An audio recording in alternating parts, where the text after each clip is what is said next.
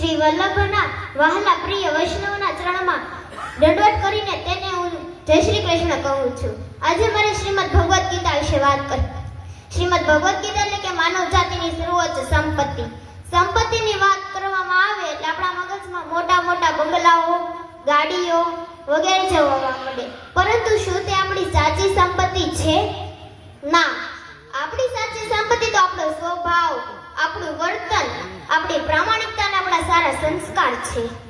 વર્તન પરથી કે આપણે કોઈ સારું કામ કરવા જઈએ ને ત્યારે મગજને આ 5 સવાલ પૂછવાના. પહેલું, હું કોણ છું? બીજું, હું ક્યાં છું? ત્રીજું, મારે આ કાર્ય કરવું જોઈએ? ચોથું, તેનું પરિણામ શું આવશે? અને પાંચમું, આના જગ્યાએ હું હોત તો? જો આ 5 સવાલોમાંથી તમે સારી રીતે પસાર થઈ ગયા ને તો તમે સુખી થઈ ગયા. અને આ 5 સવાલનો જવાબ છે ક્યાં? શ્રીમદ ભગવદ્ ગીતામાં. શ્રીમદ ભગવદ્ ગીતા એટલે કે 5000 વર્ષ જૂનું અને ભગવાન શ્રી કૃષ્ણના મુખ કમળમાંથી અર્જુનને કહેવાતી ઉપદેશ રૂપી વાણી એટલે શ્રીમદ ભગવદ્ ગીતામાં. શ્રીમદ ભગવદ્ ગીતામાં 18 અધ્યાય છે, 700 શ્લોક છે, બધાને જ ખબર છે. પરંતુ દરેક શ્લોકમાં કશું ના કશું શીખવા મળે છે, જાણવા મળે છે. જેમ કે બીજા અધ્યાયનો 47મો શ્લોક, કર્મણી વાધિકા નિત્ય મા ફલેષુ કદાચન મા ફલેષુ ગુર્ગાતે સગસ્વ કર્મણી. તેમાં કહ્યું છે કે તું નિત્ય કર્મ કરતો રહે, ફળની ચિંતા ન કર, તું ફક્ત સારા કર્મ જ કર, તને ફળ આપોઆપ મળી જશે. કર્મ એ જ કામધેનુ અને પ્રાર્થના એ જ પારસ મળી છે.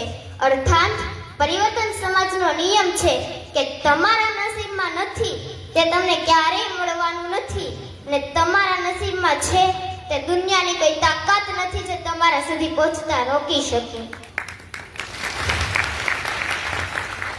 શ્રીમદ ભગવદ્ ગીતામાં ત્યાં લગી કહ્યું છે કે માણસ સશક્ત હોઈ શકે, નિર્બળ હોઈ શકે, પરંતુ માણસ અસ્પૃશ્ય ક્યારેય નહીં હોઈ શકે.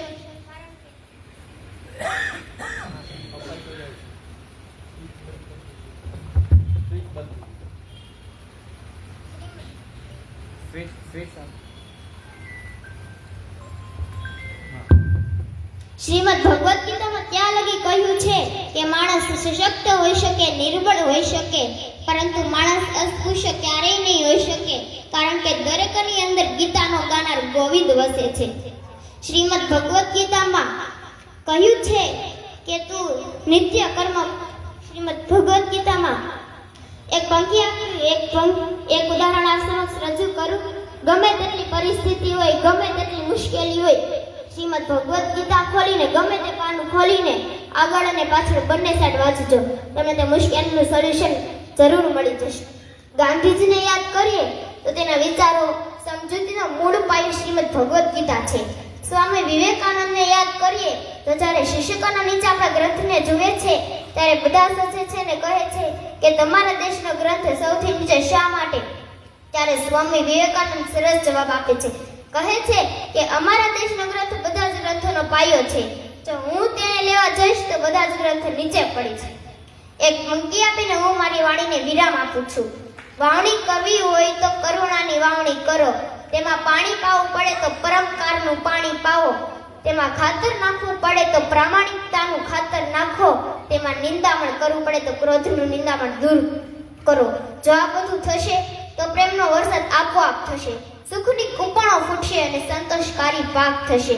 અંતે શ્રીમદ ભગવદ્ ગીતાએ માનવને જીવતા શીખવ્યું છે.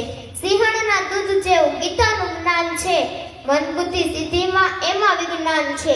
ગીતાનું જ્ઞાન થતા ભાગે કલિકાલ, કુમશું ગીતા હાથમાં વિશાળ. Thank you.